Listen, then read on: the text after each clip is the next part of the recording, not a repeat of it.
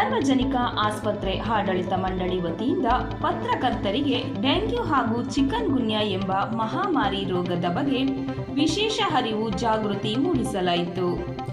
ಕೇರ್ಪೇಟೆ ತಾಲೂಕು ಸಾರ್ವಜನಿಕರ ಆಸ್ಪತ್ರೆ ಆರೋಗ್ಯ ಅಧಿಕಾರಿಯಾದ ಡಾಕ್ಟರ್ ಅಜಿತ್ ರವರು ಡೆಂಗ್ಯೂ ಜ್ವರಕ್ಕೆ ಸರಿಯಾದ ಚಿಕಿತ್ಸೆ ಪಡೆಯದಿದ್ದಲ್ಲಿ ಮಾರಣಾಂತಿಕವಾಗಿ ಪರಿಣಮಿಸುವ ಸಾಧ್ಯತೆ ಹೆಚ್ಚಿದೆ.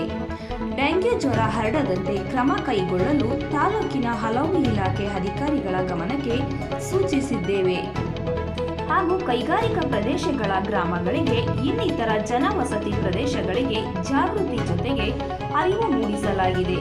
ತಾಲೂಕಿನ ಜನಸಾಮಾನ್ಯರ ಈ ಮಹಾಮಾರಿ ರೋಗಕ್ಕೆ ಭಯಪಡದೆ ಆರೋಗ್ಯವಂತ ಜೀವನ ನಡೆಸುವಂತಾಗಬೇಕು ಎಂದು ಅಭಿಪ್ರಾಯ ವ್ಯಕ್ತಪಡಿಸಿದರು.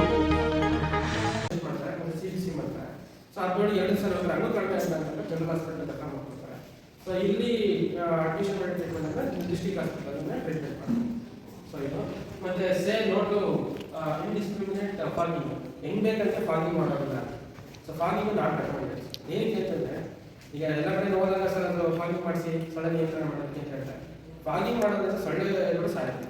ಸೊಳ್ಳೆ ಹುಳಗಳಾಗಿ ಮೊಟ್ಟೆಗಳಾಗಿ ಸಾಯುತ್ತೆ. ಈ ದೊಡ್ಡ ಸೊಳ್ಳೆಗಳೇನಿರ್ತವೋ ಅವು ಕೂಡ ಸಾಯಲ್ಲ. ಈಗ ರೋಡಲ್ಲಿ ಫಾಗಿಂಗ್ ಮಾಡ್ತಾವೆ ಅಂತಂದ್ರೆ ಈ ಜಾಗಕ್ಕೆ ಇನ್ನೊಂದು ಜಾಗ. ಈಗ ಹೊರಗಡೆ ಫಾಗಿಂಗ್ ಮಾಡಿದ್ರೆ ಹೊರಗಡೆ ಸೊಳ್ಳೆಗಳು ಮನೆ ಒಳಗಡೆ ಈಗ ಸದ್ಯಕ್ಕೆ ನಮ್ಮದು ವಾರ್ಡ್ಗಳಲ್ಲಿ ಪ್ರಾಯೋಗಿಕವಾಗಿ ಒತ್ತು ಕೊಡ್ತಾ ಇದ್ದೀವಿ. ಆಮೇಲೆ ಇನ್ ಕೇಸ್ ಬೇಕು ಅಂದರೆ ಪಬ್ಲಿಕ್ ಸ್ಕೂಲ್ನ ನಾವು ಅವೈಲೇಬಲ್ ಮಾಡ್ತೀವಿ ಫ್ರೀ. ಬನ್ನಿ, ವೈರಸ್ಸಿಂದ ಬರುವಂಥ ಸೊ ಅದರಲ್ಲಿ ವೈರಸ್ಸು ಸೀರೋಟೈಪ್, ಡೆಂಗು ಸೀರೋಟೈಪ್ 1, 2, 3, 4 4 ಸೀರೋಟೈಪ್ಸ್ ಇರುತ್ತೆ. ಸೊ ಅದರಿಂದ ಈ ಡೆಂಗ್ಯೂ ಜ್ವರ ಬರುತ್ತೆ. ಸೊ ಈ ವೈರಸ್ಸು ಫ್ಲೇವಿ ವೈರಸ್ ಗ್ರೂಪ್ಗೆ ನಾವು ಹೇಳ್ತೀವಿ. ಪ್ರತಿ ಸಲ ಸೈಕ್ಲಿಕಲ್ ಟ್ರೆಂಡ್ ಆದಾಗ ವರ್ಷ ಮಳೆಗಾಲ ಮಾನ್ಸೂನ್ ಸ್ಟಾರ್ಟ್ ಆದಾಗ ಈ ವೈರಲ್ ಫೀವರ್ಗಳು ಕೆಲವೊಂದು ಕಾಣಿಸ್ಕೊಳ್ಳುತ್ತೆ.